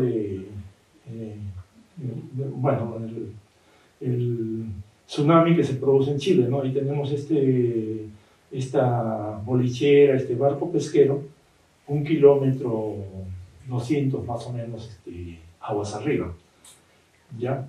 Y eso es interesante para ver, ¿no? O sea, si ustedes ven la coloración acá es verde y la coloración acá es marrón. Esto indica toda la zona que entró el agua, ¿no? O sea, el agua del mar salada, lo que hace es quema la vegetación. Entonces deja todo este rastro de vegetación seca, ¿no? Esto, bueno, es en el área de Collium, que son caletas, donde entró el agua, destrozó, entró 500 metros y después vino destrozando todito, ¿no? Esta es otra vista de la caleta Yico, antes de la, digamos, del tsunami, y vemos como todo esta es la zona que lo ha arrasado, ¿no? Se prácticamente lo limpia, pero hay que ver también unas cosas interesantes que a veces estamos perdiendo en los, como bueno, ahorita esto está a cargo más de geofísicos que de geólogos. Esta es una observación, ¿no? Por ejemplo, ¿qué tenemos acá? Si vemos acá cómo es digamos, cómo está llegando el mar a esta digamos, bahía, acá vemos que este mismo perfil está acá. Entonces acá vemos una playa, pero esta playa se forma después del sismo. ¿Por qué? Porque este terreno se ha subido más o menos en digamos, 4 metros en la zona. Hay zonas que se han hundido en Chile, zonas que se han desplazado verticalmente y zonas que han emergido. Entonces, este es uno de los ejemplos de zonas que han emergido. Nosotros también en el terremoto de Pisco Paracas, tenemos también zonas emergidas, pero no existen casi en la bibliografía, ¿no? Si uno va a la zona de Marcona, hay zonas que han emergido. Y Marcona tiene una característica muy interesante. Tenemos una superficie de afracción que indica un montón de escalones de grandes terremotos donde el continente ha ido subiendo y ha ido dejando la zona de abrasión con restos de fósiles. Encuentras conchas marinas en muchas zonas, y hasta en la parte alta de Sacaco encuentras hasta ballenas, ¿no? Entonces eso marca de la forma que se ha ido levantando el continente, y que bueno, todavía no teníamos muchos estudios, porque bueno, los geólogos todavía no teníamos presupuesto para esas cosas, ¿no? Este es, digamos, el Talcahuano, ¿no? Talcahuano es el puerto principal que tiene Chile en el sur, ¿no? Es una bahía muy amplia que albergó a mientras digamos, la Armada peruana fue muy fuerte con Grau, con el monitor Huáscar, con la Independencia. Los chilenos, que tenían mucho mejores barcos, los escondieron en esta parte, ¿no? O sea, que una bahía que estaba muy protegida, que tenían cañones, Entonces acá vemos cómo el muelle, que está hacia el lado izquierdo, se deforma, se destruye, ¿no? Acá el barco que también lo ha subido. Y acá tenemos, por ejemplo, minas. Estas minas, bueno, son casi de la Segunda Guerra Mundial. Lastimosamente, bueno, perdí unas fotografías de una visita a Talcahuano. En Talcahuano, bueno, fuera de entrar el mar, digamos, a la ciudad, donde eran, digamos, comercios, habían zonas de tiendas, las cuales al entrar el mar las reventó las mamparas, las puertas, y más o menos teníamos alturas de unos 3 metros en la parte del Talcahuano, ¿no? Donde habían dejado los barcos, el maremoto. Y una de las cosas impresionantes era saliendo de Talcahuano, hay digamos, unos montes, digamos, donde la población que ya normalmente conoce ya de estos fenómenos en Chile sube a las partes altas cuando se produce un terremoto fuerte, y suben ahí para protegerse del tsunami, ¿no? Entonces tenían a mí me impresionó porque vi en la playa como una serpiente gigante de más o menos de unos 3 metros, ¿no? ¿Y qué era? Era el colector de desagües que lo había botado, el tsunami lo había sacado, o sea, lo había lanzado sobre la playa, y estaba sobre toda la playa, y aparte habían barcos que habían estado hundidos en esta bahía, que también los había sacado prácticamente casi a la playa. Entonces la fuerza que tienen estos tsunamis es tremenda, que es una fuerza de arrastre, ¿no? Viene arrastrando por las zonas del piso y levanta las cosas como si fueran, como si hubiera sido una manguera simple, la levantó, ¿no? Y bueno, esta mina también que supuestamente ya no debía ni haber funcionado, ya no estaba también en el puerto, ¿no? El Huáscar no es arrastrado porque el Huáscar está fijado con 4 amarras al mar, ¿no? Entonces las 4 amarras hicieron que el Huáscar, que bueno, verlo es impresionante porque es el tamaño de una bolichera, es una cosa muy pequeña, ¿no? O sea, uno ve, yo creo que de acá hasta el fondo, nomás es el Huáscar, y uno dice, pucha, con un barquito así fue un terror en esos tiempos, ¿no? Bueno, cosas de la historia, ¿no? Bueno, acá tenemos que, bueno, un tsunami, digamos que se produce en tiempos, digamos, un poco cercanos, es cuando hay el terremoto de Arequipa, no en la zona de Camaná, ¿no? Donde el mar entra sobre todo en una zona de playa, en una zona, bueno, que conocen esta zona de Camaná, en la zona de Arroceros, toda esa zona que se llama digamos, como zonas de cultivo, que son zonas bien bajas que están a nivel casi del mar, ¿no? Entonces, toda esta zona entró destruyendo viviendas y los arrozales, ¿no? Bueno, y acá viene el tamaño de las olas, que es algo que se me estaba olvidando. Entonces, que tenemos que para Camaná llegaron a ser entre 4 y hasta un punto más o menos de 6 metros. Bueno, este es Talcahuano, la foto también está de acá, más o menos hasta esta altura entra el mar, pero no es porque el mar venga con esa altura, lo que hace es que el tsunami, la segunda descripción japonesa, es un tren de olas, ¿no? Entonces, si ustedes, los que han observado los tsunamis últimos que han habido, ven que las primeras olas entran y la gente va caminando delante de las olas, o sea, la velocidad no es tan alta, pero las otras olas que vienen encima ya vienen con una mayor fuerza. Entonces van entrando ya con una mayor velocidad y lo que siguen que se van yendo acumulando, ¿no? Viene una ola tras otra, y esto va aumentando los niveles, ¿no? Y esto hace que en las bahías, que son zonas, digamos, como si fueran formas cónicas, lo que hace es que aumenta la energía, ¿no? Cada vez que va entrando, va encontrándose con zonas más angostas y lo que va haciendo es va subiendo su nivel. Entonces, supuestamente hace como lo que dice ahí, que llega a 40 metros.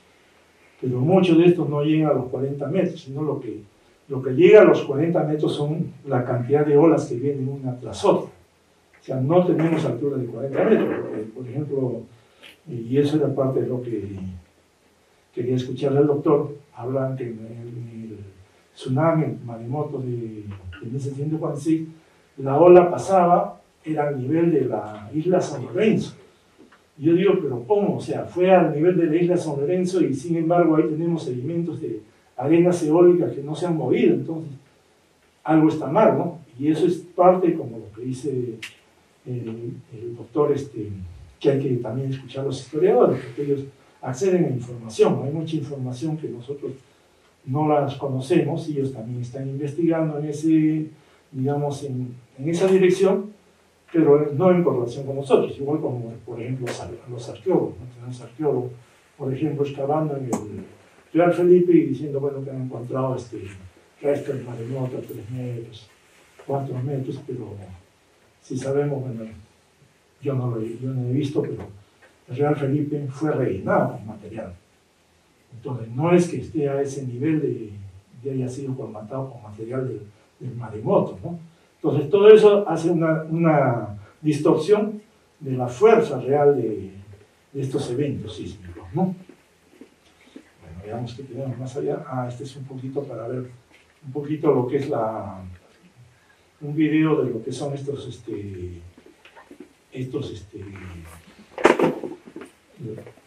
los materiales licuables, ¿no? Entonces vemos un montón de rajaduras del terreno que se han producido, aberturas.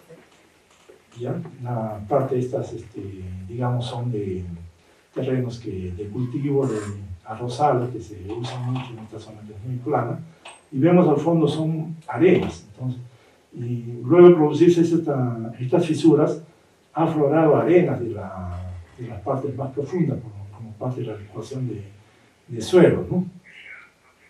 Ahí vemos los volcancitos donde han venido estos flujos de agua con arena, las fisuras.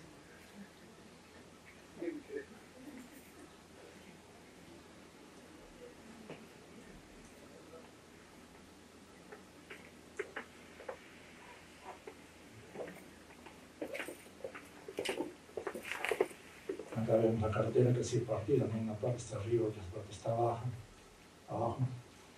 A ver la arena, cómo va digamos, a los campos.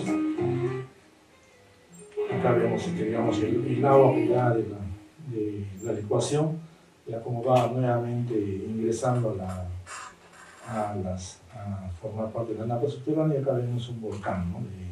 de arena. Digamos, por ejemplo, o sea, para no decir que andamos muy lejos, la zona de licuación de suelos, estamos de Mora frente a donde fue el epicentro del sismo de Pisco, ¿no?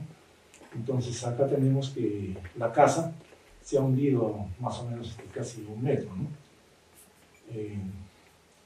Acá tenemos también lo mismo, un volcancito de arena, unas paredes desplazadas, ¿no? Una pared de este lado y otra pared que se ha movido por el propio sistema. Esto se produjo también en la zona del terremoto del 70, en la zona de Chimbote, en la zona de Casma y en zonas ahí de la costa, ¿no?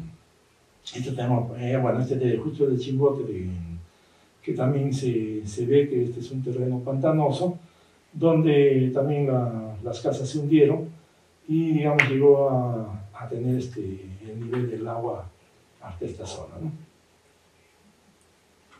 Bueno, vemos la consecuencia de una licuación de suelos. Tenemos el puente que está bien construido en su sitio, pero ya la plataforma de acceso ya se ha deformado un día, ¿no? Igualito, vemos acá una zona de pantanos, una laguna y la carretera que se hundió, ¿no? Bueno, digamos, bueno, es un poquito más a las explicaciones, a veces, de hacer los apoyos, los puentes muy cortos, ¿no? Porque el problema de los sismos es que son fuerzas compresivas de manera horizontal y distensiva, ¿no? Lo que pasó acá que cuando a la hora que se distendió la onda, lo que hace lo deja el puente sin su apoyo y se va al suelo. Esto fue muy común en la zona de Concepción y lo observé también en la zona de Santiago de Chile, que hacia una zona que era hacia el oeste, los suelos eran de mucho menor calidad y produjo muchos sistemas de caídas de puentes similares, ¿no? Bueno, esta es la forma en que se deforma, vemos cómo se ha deformado la carretera, el puente que está acá. Esta es una deformación para ver cómo se ha deformado el terreno, ¿no? En terrenos blandos. Este es Concepción, ¿no? Entonces vemos la vía del tren como no solamente en la parte, en el nivel, porque acá vemos zonas más hundidas, sino que lateralmente también se han desplazado, ¿no? Esta también una foto que está prácticamente totalmente desplazado un riel del tren, ya digamos en esta dirección, ¿no? Y esto ya es mucho, bueno, a efectos que se llaman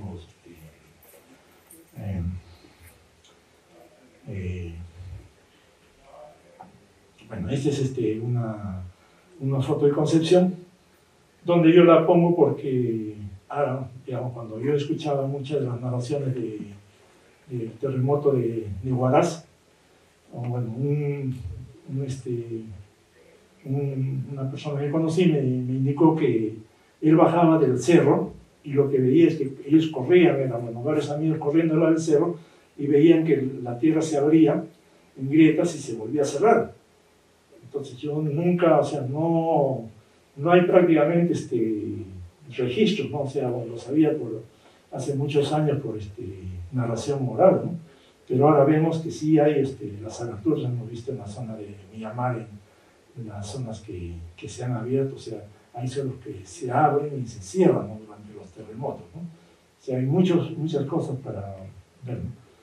Bueno, muchas gracias, esto es todo.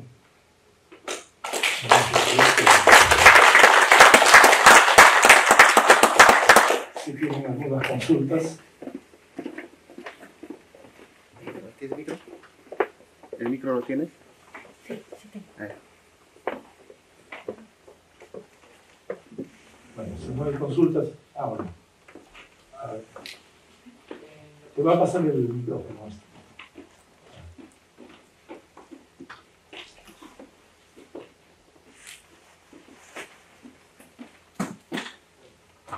En la primera parte, donde se hace el derrumbe, ¿Te refieres al lugar? sí, en la primera parte, ¿por qué no se habían tomado medidas si se sabía que podía pasar eso en cualquier momento? ¿Medidas preventivas o reubicaciones? Esa es una muy buena pregunta que todavía nos vamos a seguir haciendo, porque ahora ya esas zonas ya están habitadas. ¿Y alguien asegura que eso no se va a volver a producir? No creo. Estamos construyendo en las mismas zonas. Y eso no es solamente en ejemplo acá, ¿no? Tenemos los ríos, ¿no? Hemos tenido un ciclo de conferencias muy interesante del Ministerio de Vivienda, que lastimosamente cayó el día de ayer y hoy día, donde por ejemplo habla pues, en esta zona de Huaraz en el año 40, pero estamos hablando de Huaraz, ¿no? Huaraz que ahora está superpoblada, se produjo una avalancha que cayó sobre una laguna, rompió el dique que era la morrena frontal de la laguna, siguió avanzando sobre la quebrada y otra laguna cogió y otra vez volvió a tomar más fuerza y arrasó toda una zona entre Huaraz y el barrio Centenario. Y ahora, bueno, ya eran bastantes fotos, no lo he puesto, pero ya está totalmente poblado. Y estamos hablando del año 40, que Huaraz era mucho más chico y tenía mucho más zonas de chacras, de vivienda, ¿no? Igual tenemos acá, por ejemplo, los ríos.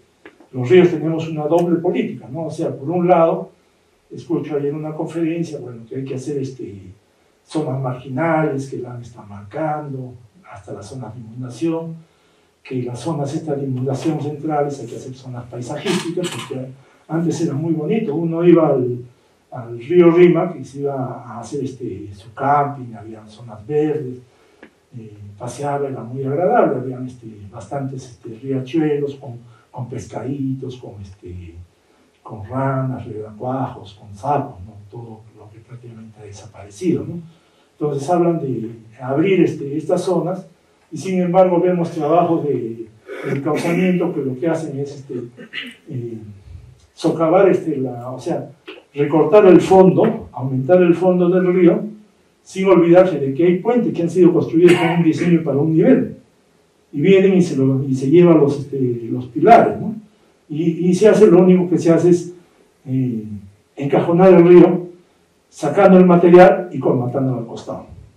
Colmatando, poniendo, digamos, un nivel más alto, y en algunas zonas, estas zonas quedan, digamos, a niveles más bajos que el río, ¿no? O sea, en un momento determinado el río va a volver a tomar su cauce y va a entrar sobre las poblaciones.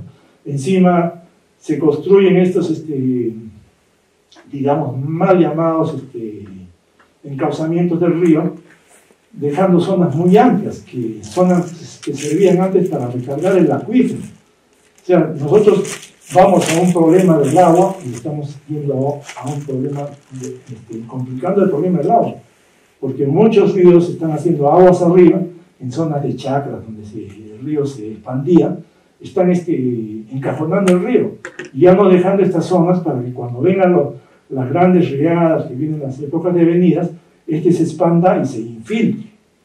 Entonces vamos a tener problemas de que cuando, por ejemplo, venga un terremoto grande, ¿y cuáles van a ser las consecuencias?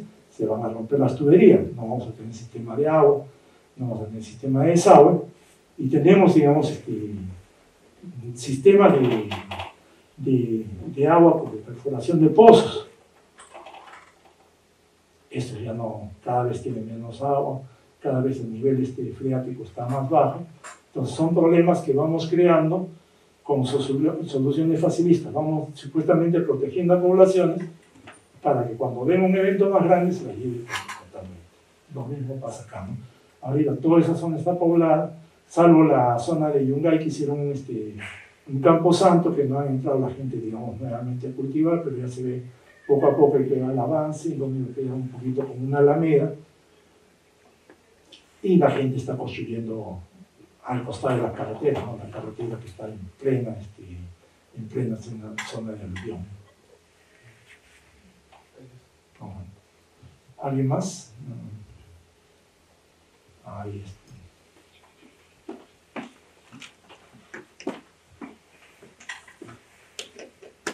Ya, gracias.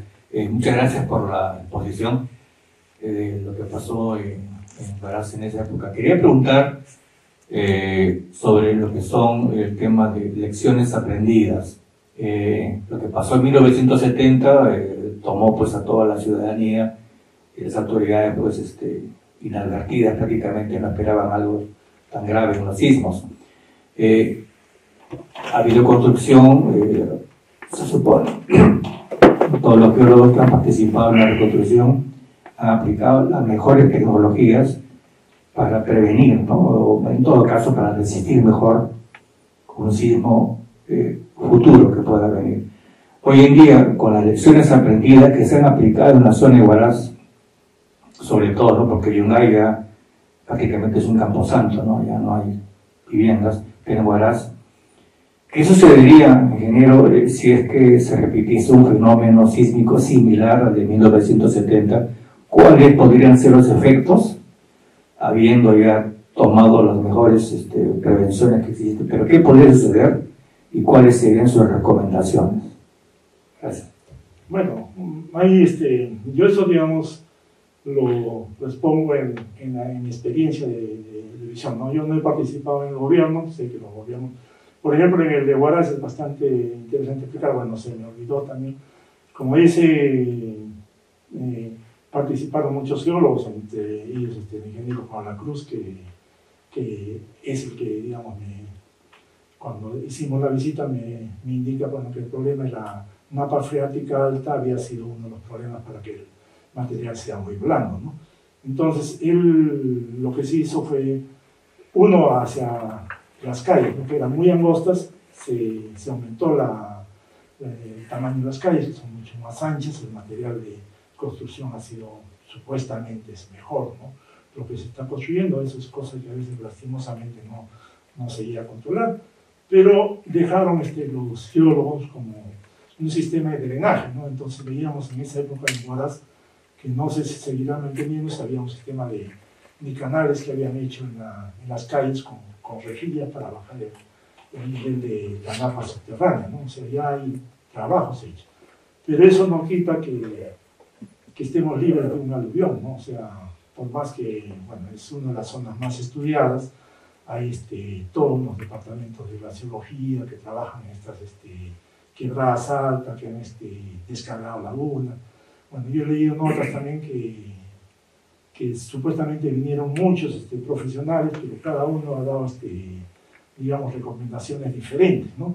Algunas se han aplicado en cierta forma, otras son en sentidos, digamos, inversos.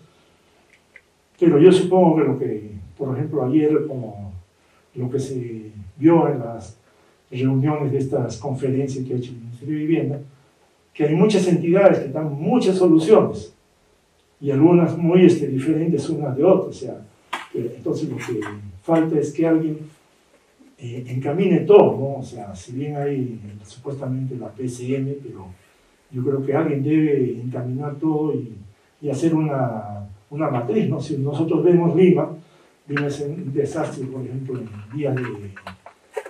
vías de comunicación, ¿no? O sea, tenemos una carretera, una Panamericana Sur, una Panamericana Norte, una vía de evitamiento colapsada, ¿no? ¿Por qué? Porque solamente tenemos prácticamente una vía, ¿no? Ahora, bueno, el alcalde está tratando de hacer otras vías porque acá no ha habido planificación, o sea, debieron haber quedado más zonas con vías más amplias para poder ampliar y poder, digamos, darle más fluidez al tráfico. lo mismo pasa, ¿no? O sea, vemos, por ejemplo, zonas reconstruidas de terremotos anteriores. Bueno, conversaba con el doctor, que normalmente, bueno, él estuvo en el sismo del 66. Su colegio era un colegio construido en la primera parte con adobe y la segunda parte con quincha, ¿no? Entonces, ese mismo tipo de construcciones, por ejemplo, tenemos en los barrios altos, ¿no? Y esa vez, como dice, la parte de la fachada se descascararon y se ha vuelto a reconstruir. Pero yo, por ejemplo, en barrios altos he visto que zonas de quincha, que lo que hacen es un tejido de quincha entre dos capas de cañas que son tejidas, ¿ya? El espacio intermedio le han puesto ladrillos a un segundo piso. Entonces, ¿qué están haciendo? Le están aumentando el peso, o sea. Entonces, ¿qué va a pasar en un próximo? Cualquier cosa. Y en Lima hay que fijarnos mucho que, si bien el INGEMET ha hecho una zona de zonificación, el SISMIT, hay zonas de suelos, el sismo de 1746, Lima estaba en una zona que era prácticamente sobre el conglomerado de Lima. Ahora vemos construido Lima sobre arenales, al borde de los acantilados, sobre pantanos. Entonces, lo mismo ahí, digamos, se aplica a el tipo de construcción, ¿no? O sea, vemos ahorita construyendo la gente como, si ya bien se está usando digamos, de estructural confinado con vigas de fierro, la gente está usando y está metiendo la pandereta a las paredes. Pandereta que no tienen resistencia, no materiales sin resistencia. Entonces, ¿qué va a pasar? Que Dios nos ampare. ¿Está completo? ¿No? Gracias. Gracias. ¿Alguien? Buenas noches. Buenas noches. El tema de hoy en día es la sobrepoblación, ¿no? La población demográfica, por decir, ante un evento sísmico en Lima, no hay escapatoria porque las calles están llenas de vehículos, ¿no? En todo el día. De ocurrir un sismo, prácticamente es una trampa para poder fugar o para poder retirarse. Todo quedaría entrampado. Ahora, hay programas donde están trabajando sobre los encauces de los ríos.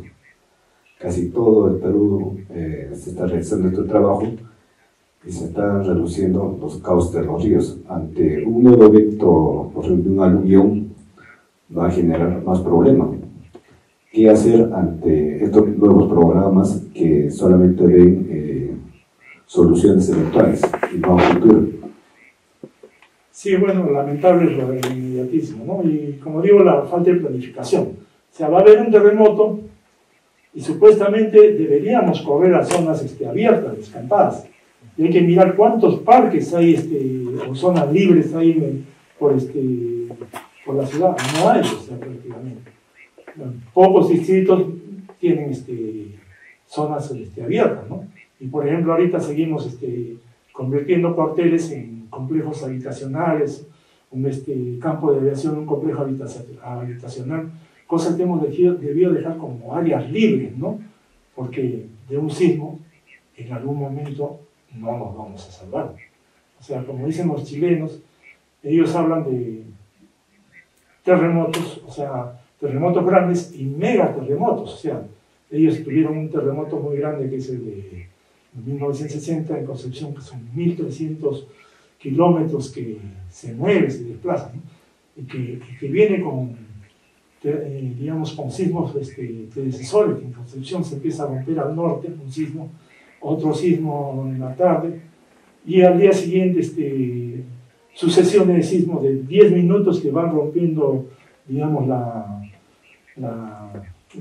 digamos, la zona de subducción de las placas en 1.300 kilómetros, y que estos sismos todavía continúan posteriormente, ¿no? Bueno, ellos hablan de un terremoto gigantesco que está en la historia, que bueno, son dentro de los que han podido ser instrumentados, monitoreados, ¿no?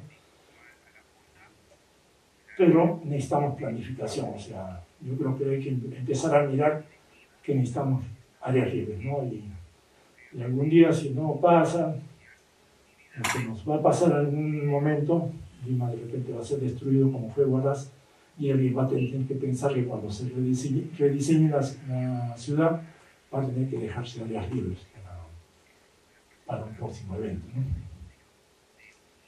Gracias. ¿Alguien más?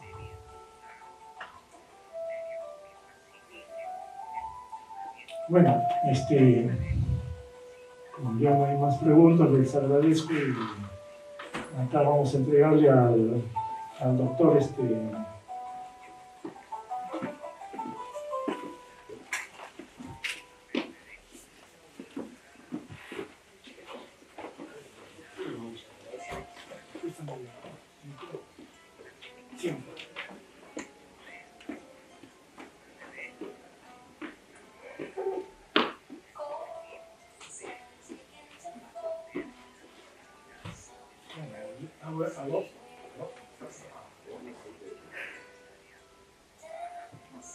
Buenas.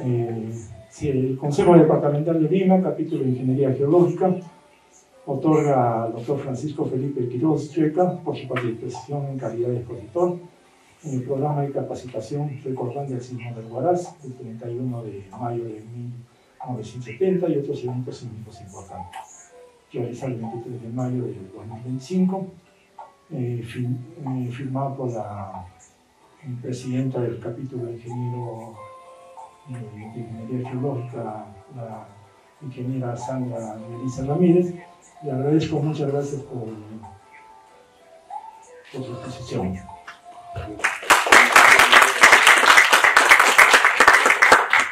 Muchísimas gracias, y en particular me parece interesante este intercambio interdisciplinar, puesto que creo que ha quedado bastante claro la necesidad de tener no solo investigaciones en paralelo, sino también confrontarlas para poder ver. Y me han gustado las preguntas que han realizado, porque una cosa es cómo se mueve la Tierra y otra cosa es cómo la pensamos, ¿no es cierto? O sea, cómo pensamos que Dios es peruano todavía, ¿no? Y que no nos va a tocar. Y efectivamente, creo que ha habido algunos temas, cierto, yo no mencioné esa imaginación que había, porque se dice que la ola pasó por encima de la isla San Lorenzo, más de 200 metros sobre el nivel del mar, cosa que hubiese llegado hasta Lima fácil, ¿no? Además la ola, ¿no? Pero además también otros dicen que chocó contra la isla San Lorenzo y se bifurcó, se fue un lado para el otro. A mí siempre me ha interesado saber qué pasó, y por eso es que en realidad ya prácticamente ese tipo de cosas las había olvidado, ¿no? Pero me he peleado bastante con gente que todavía en el Callao, en estos momentos, habla de que el Callao antiguo está hundido en el mar. No, y que todavía lo ven, hay pescadores que todavía lo ven, que aseguran que ahí está. Más bien, muchas gracias nuevamente, y espero seguir colaborando y que sigamos colaborando realmente